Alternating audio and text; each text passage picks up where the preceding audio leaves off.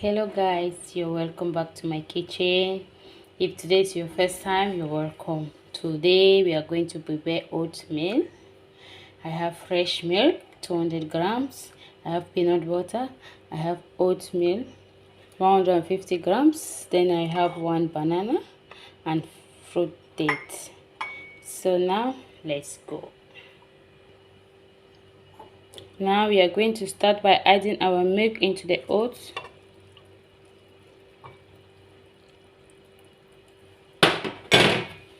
Then we mix it. After mixing, you set it aside for 10 minutes. After 10 minutes, this is what we have. Now we'll go ahead and cook it. Now into our pot, the water is boiled. We are going to cook it. We put a little bit of water.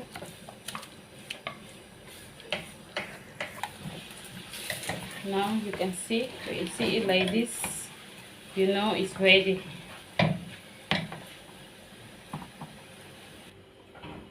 Now our oatmeal is ready. I put banana, dates and date syrup with peanut butter on for the toppings. Thank you for watching. Please don't forget to like, share and subscribe.